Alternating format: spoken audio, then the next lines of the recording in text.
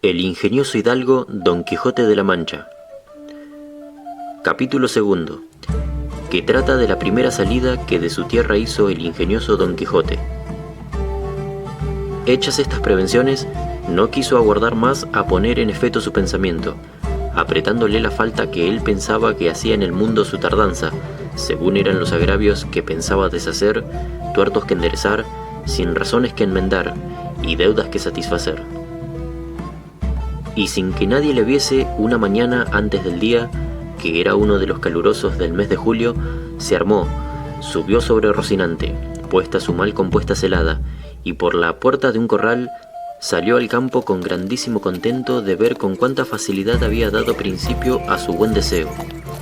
Mas apenas se vio en el campo cuando le asaltó un pensamiento terrible, y fue que no era armado caballero, y conforme a la ley de caballería, ni podía ni debía tomar armas con ningún caballero.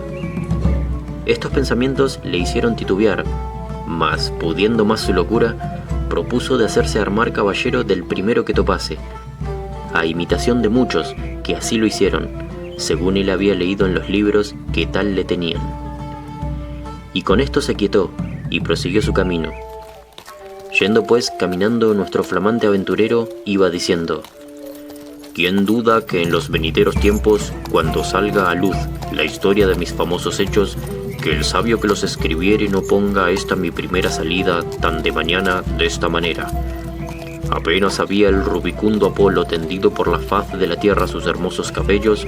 y los pequeños pajarillos con sus arpadas lenguas habían saludado la venida de la rosada aurora que por las puertas y balcones del horizonte se mostraba, cuando el caballero Don Quijote de la Mancha, dejando las ociosas plumas, subió sobre su famoso caballo Rocinante, y comenzó a caminar por el antiguo y conocido campo de Montiel.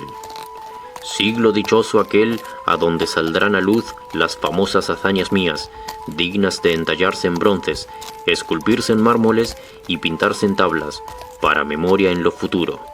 Oh tú, sabio encantador, a quien ha de tocar el ser coronista de esta peregrina historia, ruégote que no te olvides de mi buen Rocinante, compañero eterno mío en todos mis caminos. Oh princesa Dulcinea, señora de este cautivo corazón,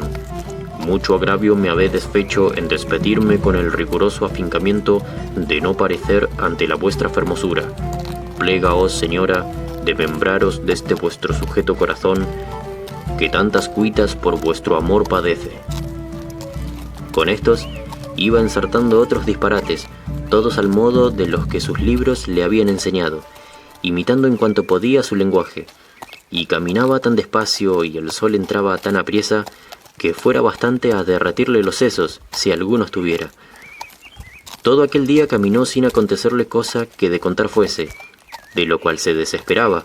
porque quisiera topar luego con quien hacer experiencia del valor de su brazo. Al anochecer, su Rocín y él se hallaron cansados y muertos de hambre,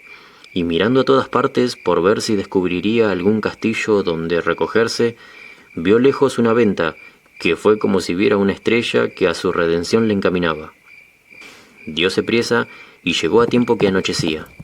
Estaban a la puerta dos mozas, de estas que llaman del partido, y como nuestro aventurero todo cuanto pensaba, veía o imaginaba le parecía ser hecho al modo de lo que había leído,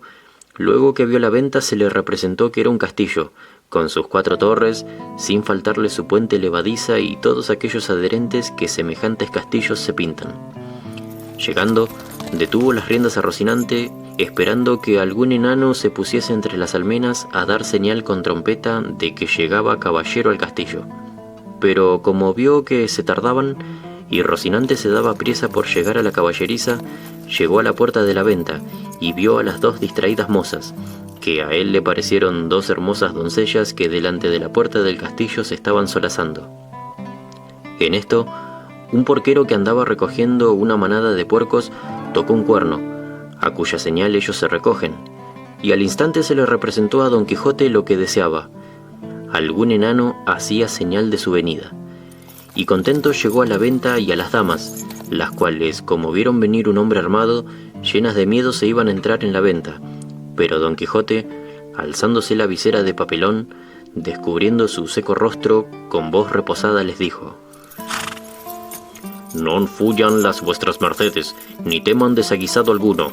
que a la orden de caballería que profeso, non toca facerle a tan altas doncellas como vuestras presencias demuestran».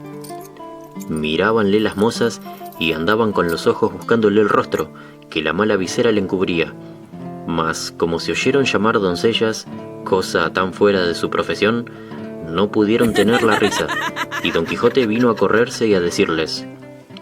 «Bien parece la mesura en las fermosas, y es mucha sandez la risa que de leve causa procede.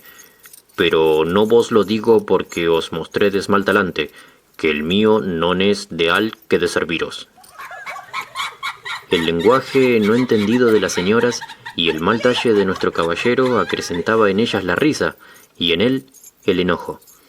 Y pasara muy adelante si a aquel punto no saliera el ventero, hombre que, por ser muy gordo, era muy pacífico, el cual, viendo aquella figura contrahecha de armas tan desiguales como eran la brida, lanza, adarga y coselete, no estuvo en nada en acompañar a las doncellas en las muestras de su contento. Mas, temiendo la máquina de tantos pertrechos, determinó de hablarle comedidamente, y le dijo: «Si vuestra merced, señor caballero, busca posada, amén del lecho, porque en esta venta no hay ninguno. Todo lo demás se hallará en ella en mucha abundancia».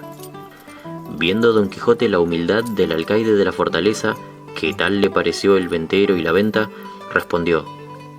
«Para mí, señor castellano, cualquiera cosa basta, porque mis arreos son las armas, mi descanso el pelear, etc». Pensó el huésped que el haberle llamado castellano había sido por haberle parecido de los sanos de Castilla, aunque él era andaluz, no menos ladrón que caco, y le respondió: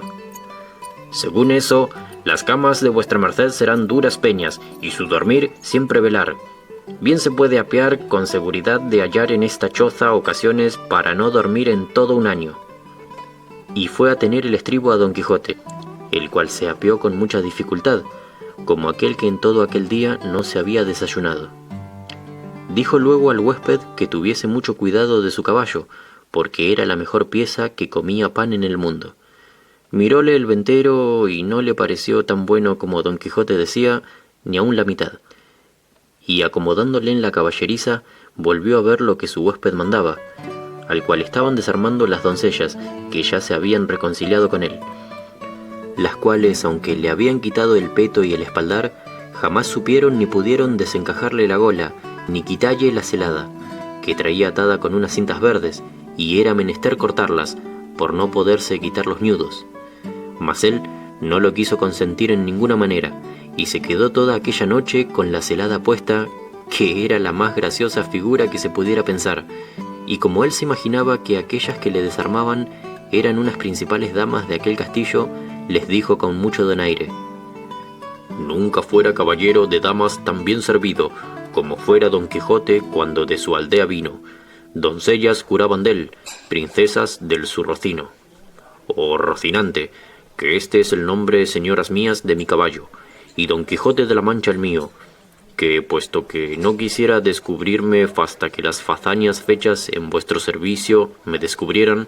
la fuerza de acomodar al propósito presente este romance viejo de Lanzarote ha sido causa que sepáis mi nombre antes de toda sazón. Pero tiempo vendrá en que las vuestras señorías me manden y yo obedezca». Las mozas, que no estaban hechas a oír semejantes retóricas, no respondían palabra, solo le preguntaron si quería comer alguna cosa. No había en toda la venta sino unas raciones de pescado. Preguntáronle si por ventura comería su merced truchuela, que no había otro pescado que dalle a comer. «Como haya muchas truchuelas, podrán servir de una trucha,